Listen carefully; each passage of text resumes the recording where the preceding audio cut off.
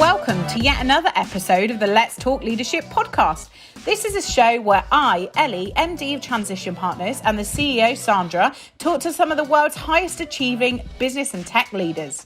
In each episode, we will be sharing tales, tips, techniques, and war stories in the hope that you will learn from some of these amazing leaders to help you develop and progress your career. So hello and welcome to the Let's Talk Leadership podcast. Today I have the pleasure of having Vivi Himmel on the show, who I first came across last year. As Vivi, you were in the Tech 100 stars list, Asian Star List 2020, which was fantastic. So we first had a conversation towards the back end of last year, and I was really keen to find out more about you, find out more about your business, what you've been up to, your leadership skills, any challenges, learnings that you think others can learn from and follow in your footsteps. So Vivi, you are currently CEO of a business called AltoVita,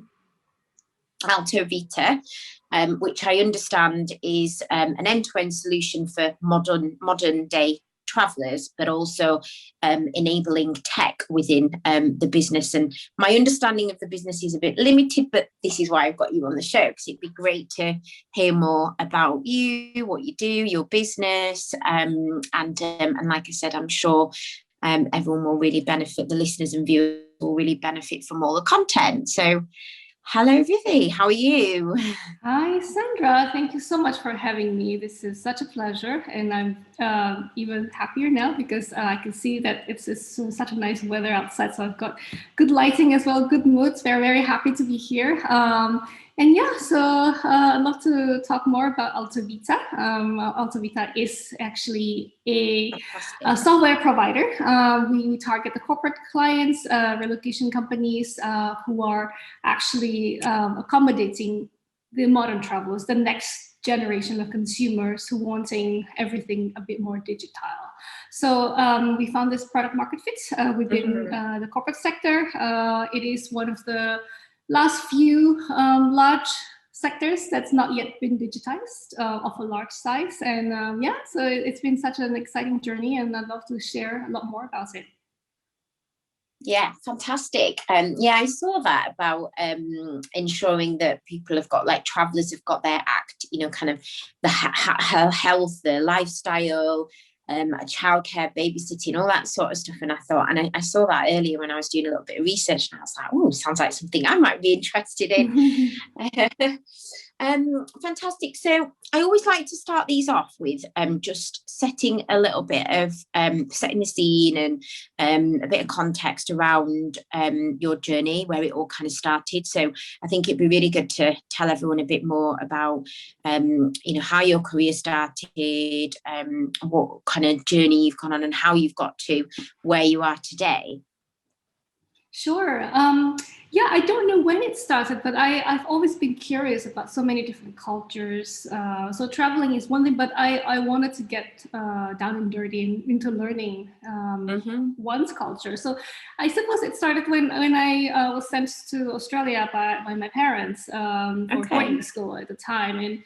And it was in the 90s. And I guess at that time, American culture was a bit strong, so I was just curious. I did a lot of research myself in the library, and I sent myself to university in the US. So I went to Michigan University, actually against my parents' wishes at the time, but they were fully supportive. Oh, really? Anyway. The whole family went to Ann Arbor to sort of send me off to college. This was in 2000. So it started from there, and then I got even more curious. I was recruited by Credit Suisse during my final year at university. So I had my first job in New York as an investment banker. And then I was relocated and promoted a few times. And I moved from New York to Hong Kong and then to London, which is where I live right now. So I've been here for a long time. I really fell in love with the UK, with London, and the whole culture in Europe. But actually, I did live quite a few times as well in Shanghai, in Tokyo. I'm into wine, so I like to spend a lot of time exploring different wine regions in France, particularly. But so that started from there. That just basic curiosity of different culture, also anthropology and languages, and I spent about 8 years of managing, hard balance sheet real estate assets, and I thought I wanted to create something that is a bit more asset light, one that is able to leverage the large sector, which is real estate, still the single largest asset class in the world. Anyone's asset class in their personal balance is always the largest is real estate, and also one of the biggest spending. So it's a big market. And the idea of AltoVita came from that just very simple thinking. How can we leverage this large sector, but at the same time not be exposed to balance sheet? And so we started off, my co-founder and I, we started off founding AltoVita with a very simple thesis, which is to put quality standards, verify the Airbnb type of apartment. At that time, the sector is still was still very much kind of full of hit and miss experience. I just don't know what to expect. Since 4 years ago until now, the sector has professionalized a lot. There has been many tech-driven but hospitality-centric property managers. That's a new breed of hospitality players in this century, and that has professionalized the sector a lot more.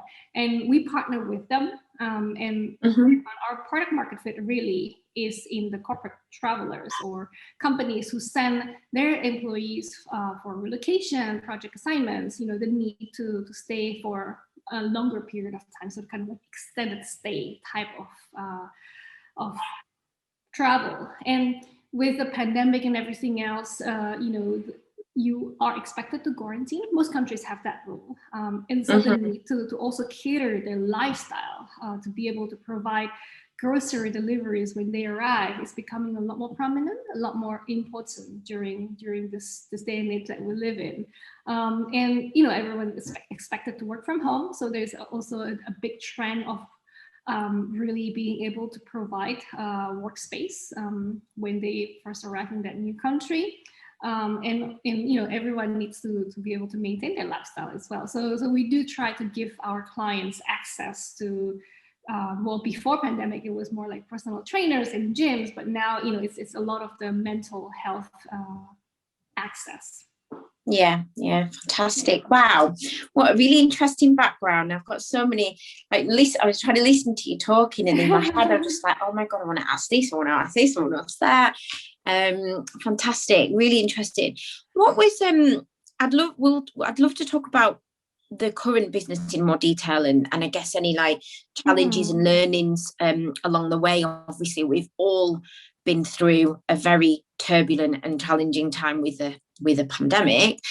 But before we go into that, I'm really interested. So how did you, and why, what was the reason that you moved out of banking into hospitality and tech? It's quite different. It's a good contrast, I guess. But what was the reason, the shift behind that? And also, did you find any challenges making that transition or shift? Sure, I get this question quite often, actually. I'm very grateful to have gone through that career as an investment banker, the training, the ability to shape different strategy, positioning, help companies fundraise, help companies go through IPO, and also looking at strategic M&A targets, for example. So that really shaped the way I think, and I am very structured. Can be also strategic at the same time, which I really enjoy, actually. But at the same time, it's my family. Everyone in my family is an entrepreneur. My sister, my brother, my parents. I suppose it kind of evolved to be that way. Chinese family in Indonesia. As a Chinese Indonesia, there's not a lot of job scopes that are available. So entrepreneur is quite common. So I just grew up in that environment. It's the most familiar for me. So even when I went to do banking, I thought of it as a training ground more than anything else. It's like everyone else is doing it, and it's kind of like an education progression, in my opinion, rather than like a job. And it was kind of like some stepping stones for you to ultimately get to where you wanted to be.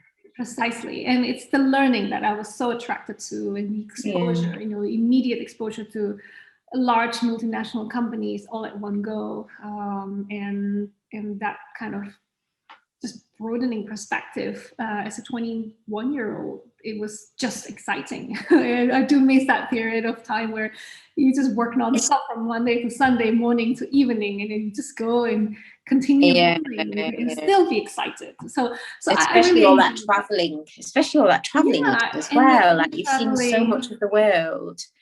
Precisely, the traveling, the exposure to meet smart people, people you really can learn with. So then you begin to think about it as an investment of time for yourself, because you're learning every day. So that was that first career in my life, and at the same time, I love the feeling of building something, right? So if you work for a bank, it's great. You work and contribute towards some value proposition for your clients, but it's not something that you can have kind of like personal signature attached to it. And that's why I wanted to embark into this entrepreneurship journey. Yeah. Okay. Fantastic. So you've been going on that journey for 4 years now, was it? AltoVita has been around for about 4 years now. Yes. 4 years. Okay. How many people have you got now in the business? So it's quite an interesting journey over the past 12 months. How we have evolved from a pan-European company to now a truly global company. We've opened offices in Singapore, in Texas. We onboarded new personnel in Singapore, and very soon in Texas as our second personnel. We recorded year-on-year revenue growth of 300% in 2020, defying all odds. Fantastic, amazing. I was going to ask how. Yeah, it was one of my questions. I was going to ask how last year impacted the business. And to answer your questions, how many people do we have now? Well, we had 10 people at the beginning of the pandemic, and then we let go one person. So we went from 9 people to actually now about 23 people. Wow, fantastic. So we almost tripled in the last 12 months during the toughest period of any travel sector. Yeah, brilliant. And you're busier than ever at the moment, aren't you? I'm busier than ever, and it's great because what you do does translate to something concrete and tangible, which is very satisfying as for any CEO, founder, or entrepreneur.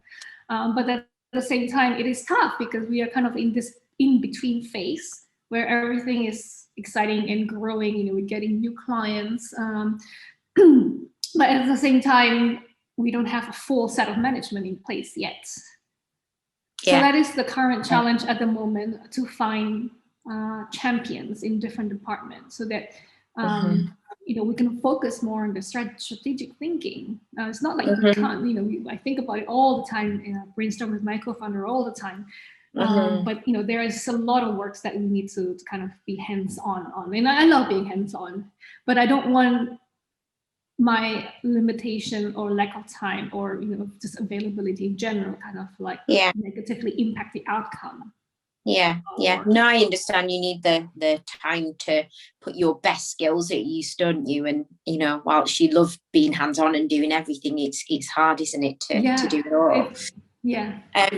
So obviously you've come, you've got a really impressive background. You've worked for some major banks. You've worked your way up to CEO. You have that entrepreneurial flair, and it sounds like it's in the blood, in the family, which is fantastic. So, what would you say to others that makes you successful, and what advice would you offer to those that are looking to follow in your footsteps? Yeah, I think that to me it sounds pretty basic. It's just having that grit to want to achieve, to want to over deliver rather than underachieve. And the other thing, which I think what I hear from other people about me, is that I am able to turn feedback around into something concrete and positive. So that's something I'm very proud of, because we listen. We listen to clients, we listen to employees, we listen to peers, advisors, investors, and we're not going to translate 100% of what we receive into everything else. We need to be able to screen as well. But I think that ability to just be able to listen feedback and then screen carefully and then implement what we think is strategic is very important. And being able to see everything positively rather than negatively is also something that I try to do all the time as well. So it's not like secret sauce that no one has heard of. It's just determination, grit, perseverance, in this kind of like continue doing it until it works. And that really is precisely what any startup founder, the journey they should go through to get to that product market fit, right? It's really like any research process. If you go through a PhD program, for example, it's all about doing the research, testing, and then see what works and see what doesn't work, and then draw that line and make sure that what's working is strategically thought out. So it's nothing spectacular. It's really just the basics, and then just continue doing it well. Yeah. Fantastic. I'd like to pick on one thing that you said there, which was grit, and probably more from my own personal kind of experiences of running and growing a business. And I think it's quite a common, it's particularly for founders, startups, smaller businesses. It's one of those common attributes and traits that you look for when you are hiring, and particularly growing. As you said, you're looking to create and structure and have a solid, strong management team. Mm-hmm. What do you think's given you that grit? Where's that grit come from, and how do you find that in other people, from your opinion, your experiences?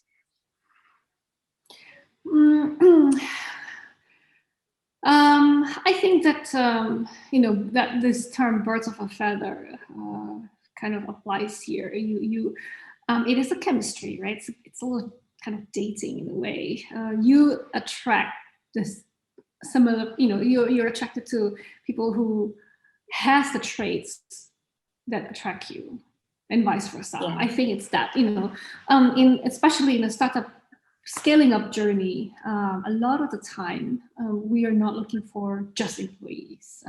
They will be assessing us, the founders. They will be assessing us in our thesis, our traction company, like as they would be as an investor. Mm-hmm.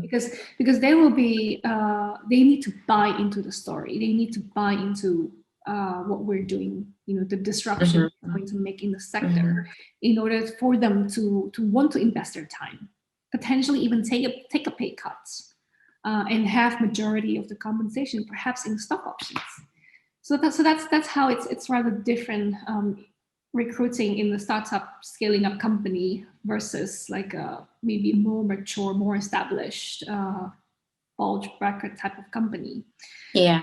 In that you the founder actually have to sell pretty hard to the employees, future management team that you think will really drive the business forward. So there is that, and how can we find great talent? I mean, we do the the same. We kind of post jobs, and then somehow it just kind of becomes like a snowballing effect where it's, you know, the word of mouth is there. You know, AltoVita is looking. One of my most popular LinkedIn posts is always about hiring. It's all about growing the business. So yeah. Yeah, fantastic, brilliant. And we've along the way we've so far we have touched on and I'm getting a picture, I think, of your leadership style, personally and within the business. But it'd be good to I guess talk about in a bit more detail how that resonates with the rest of the business and your teams, and you know, what do you think if I spoke to your teams and asked them what your leadership, how they would describe your leadership style, what do you think their answer would be? I think that to be able to work with me, they would need to be self-driven. That's for sure. If they're not self-driven or are motivated to see the same vision and goal as me, then there is no fit. It's just as simple as that. Yeah. It is not about me telling them what to do. They need to be proactive in having the initiatives. You know, I love to share ideas. My idea is as valuable as their idea. And you know, it's you know, it's just because I'm the CEO is not, you know, my idea should not be better than theirs. It's not like that at all. I think that having kind of a peer-to-peer review, a peer-to-peer type of interaction where we bring the same weight into the discussion is very important, and that makes them self-motivated. And when they're self-motivated, then it can only be positive. And that's a simple, basic type of leadership I want to portray into the team. Obviously, it's not always like that. It's not always smooth sailing. It is a lot of learning. it is a lot of iteration. You know, we hire successfully, but there is a few cases where we don't, and we just have to kind of like be able to act quickly and maybe take the loss. So one of the saying in startup that's very quite common is hire slow but fire fast, and that is so true. I see this all the time. You know, we try to hire slow. This does not mean that we take a long time to make decisions, but it could be staged. For example, having the conversation and then maybe do a smaller test, you know, a smaller project for a defined scope for a fee, and see how that personnel actually delivers it. And then maybe after that's done, you know, we go into kind of phases like a part-time position, and then expand the scope into finally a full-time.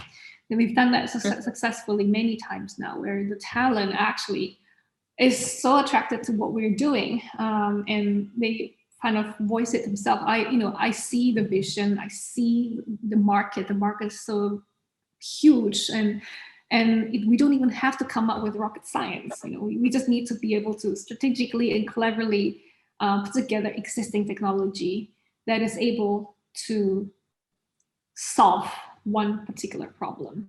That is what we're doing, and it doesn't require any Nobel Prize winners to do this. Great. Continue doing it, perseverance and determination. Fantastic, brilliant. And are there any, I think you said before that, you know, obviously it's a journey, it's you know, you learn along the way, you don't always get it right, you know, you can make mistakes, etc. What would you say, I mean, are there any courses that you've done or read any really good books that you would recommend, or had any kind of like really good bits of advice that's really helped you along the way to improve leadership skills? Because I agree, I do think that becoming a leader and being a great leader and continuing down that path, it's a continuous learning journey. Like, it doesn't ever stop. No, absolutely. Yeah. Look, I think that my leadership is definitely not like holding people accountable for KPIs. Of course, that's important. But I think what we can do as a leader is really to show that you care, show that you genuinely wanting to learn, even from your subordinates. So, we are running a technology company. I'm not from a technology background. So in order for me to be able to have a meaningful conversation with my development team, with my CTO, what I did was actually read a lot of books, signed myself up for a few coding courses. Not for me to be able to code, because I will never be able to do that. But just to get that understanding, right? To know exactly what goes on, to speak their language, and then to really just connect with them, so that together we can create a meaningful product. And they would appreciate it too, because they want to talk to people who send them as well. So it's through that, showing that you care. Well, I was just thinking that also, they'll respect that, and they'll, they'll feel, like you say, like you do care, and you've taken that time to, your own personal time to learn more about what they do, so that you can speak on the same level as well, which is fantastic. And it's not a very easy thing to do. No, but it's fascinating. You write a bit of code then? I mean, look, I did my first 2 years at university was actually kind of like engineering, because I wanted to specialize in chemical engineering. So I did some coding courses as part of the requirements. My husband is an engineer as well. He codes all the time. So I can't code, but I think I can understand the basics of the concepts. Just be able to have that kind of meaningful conversation. No, definitely. Fantastic.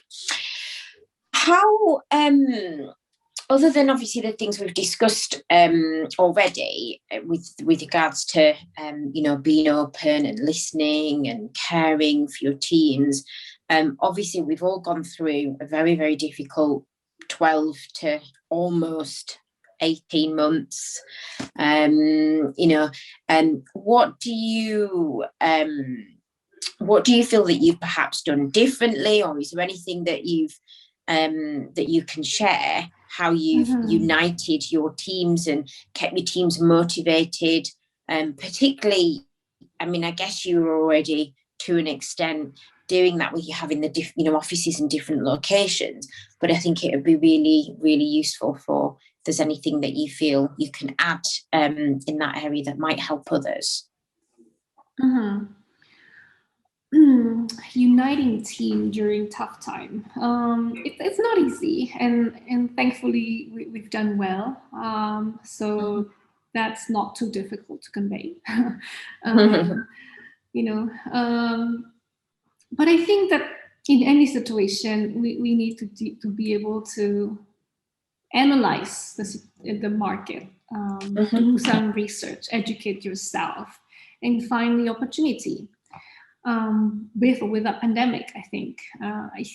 For me, because my mother taught me to always see kind of recessions or downturn as opportunity. It's an opportunistic time to be able to find a kind of distressed value, for example, distressed assets, or mismatch in the supply and demand, for example, as well. And I suppose what would unite the team together well is to be able to share that strategic thinking with them, to let them understand why we are doing what we're doing. Because I mean, at least for me anyway, I hate doing anything that's mundane. I need to know the purpose. So purpose-driven conversation where you're able to share your views and hear other people's views as well, and then really making that conversation synergistic rather than one-sided. No, I agree, and it's it has been a very difficult time, and some will say that I think some feel that this year, this third lockdown has been the most difficult. So I don't think it's it's always easy. So it's great to hear that you've you've done that. And I think for the people, the teams, feeling like their that their leader can be open, but also feeling like they know what journey they're embarking on, and they're going on that journey with you, is fantastic. If you can achieve that and do that remotely, then that's fantastic. That's brilliant.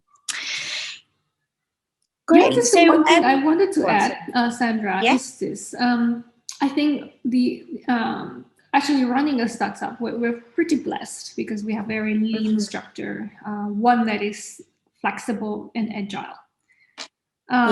So as we scale up, I would say that one of the main challenges would be to maintain the agility, right? With structure, then obviously you always have to compromise the flexibility. So it will be interesting for me actually to see how this all pans out, because we've definitely benefited from being flexible and agile, definitely during the pandemic. So as we mature as a company, it will be interesting to see how we can find a compromise balance. I agree. I think that there's lots of positives that we can all take from the journey that we've been on recently. And like you say, it's about what is that balance going to look like, which will be interesting to see, definitely.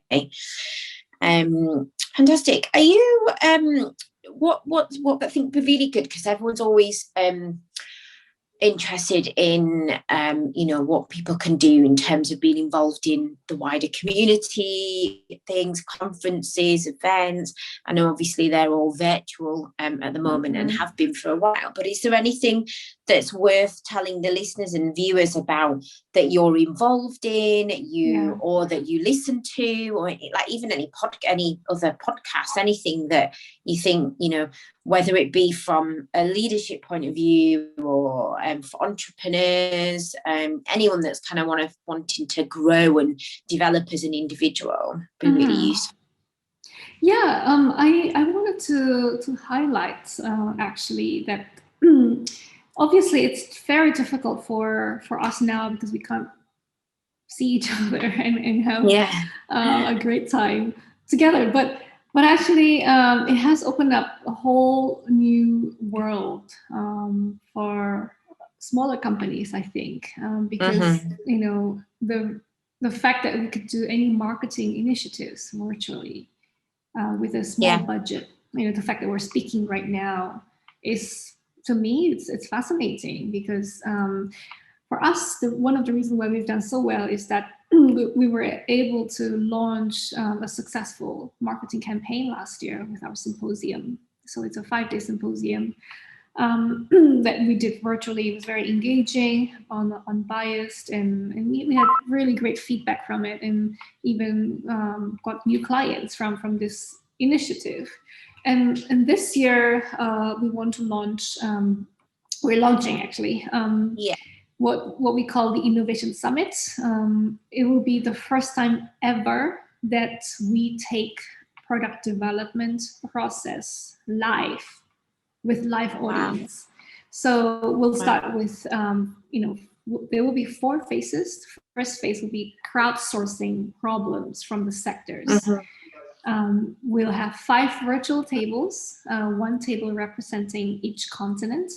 By the end of the session, we're hoping that each continent will brainstorm, challenge each other, and then submit the most urgent problem they see in the sector. And from AltoVita perspective, we're actually investing quite a big time here. We'll be dedicating product developers into this, and we'll be building prototype to iterate and test. And finally, final phase, we'll be doing a 5-day event, 1 hour each day, but going from the US, first day, second day, EMEA, APAC, Africa, and then ending up in Latin America, and actually 4 p.m. everyday local time. It's never been done before, definitely in corporate housing. And I think that, everyone is very excited about it. It is very much an ecosystem, community building, collaborative marketing efforts from the sector. And And my point from all of this is that the pandemic gave us this opportunity to be able to tap into the whole world virtually. I mean, it's tough. It's not easy to be engaged virtually in anything anymore. But still, there is that kind of... It's not as easy to network, is it, when you're not face to face? Precisely. But at the same time, without being in the virtual world forcefully, this would have never happened. No, yeah, I absolutely agree. Yeah. When we first set up the podcast, we set up a podcast recording room studio in the office, and so we would have only had local leaders generally, because who's got the time to commute for doing things like this, which is all fantastic. It's all great content, but doing it virtually, it's what, an hour max out of your day. So that's amazing. I'd love to hear more about that when it's all kind of set up and running, and I'm happy to share it within our community and network as well, because that would be fantastic. I think that would be something that a lot of the tech community would be really interested in and find valuable. I would be delighted to do that. I will share with you the link after this podcast. Cool, fantastic, brilliant. So last question. Which is always quite a nice one to end on. What are you, I guess, probably other than what we just discussed, what are you most excited about long term, kind of professionally and personally? Are there any big plans that you have for the business? Any big plans personally? Lots of big plans. In the business, we're launching our Series A fundraise in the next couple of months or so. So it's very exciting, because everyone is now working towards a certain KPI. Everyone in the team signed off. They're all extremely motivated to deliver that. And I'm personally very excited to share the stories, how AltoVita has been built so far, and to reach that wider network. And we'll be targeting a lot of investors in Europe, in the UK, and as well as the US. So very excited to really embark on this journey with the Series A. Personally, I don't have very high demand now. I just love to be able to hang out with friends over on a Saturday evening over a bottle of wine. So, and if that we can do that, and maybe travel, maybe visit some wineries. So I mean, personally speaking, there's not much that in terms of level of expectation. Yeah, I think we've all been in some sort of lockdown or situation that we just don't really have that many expectations for ourselves anymore, do we? Yeah, exactly. From a personal point of view. Oh, fantastic. It's been really, really, it's been a pleasure to have you on the show. It's been really interesting, really excited about the rest of your journey, and it'd be great to keep in touch. If anyone's got any questions or want to reach out to you directly, what's the best way for them to contact you? Yeah, LinkedIn. I'm actually pretty active on LinkedIn, so feel free to contact me there. I try my best to answer it. And I'm also an angel investor, so if anyone has a great idea or has proven some traction with EIS or SCIS opportunities, I'd love to hear it. Yeah, fantastic, brilliant. I'll make a note of that when we release the podcast. Beautiful. As well on LinkedIn. Brilliant, that's great. Well, thank you very much for your time.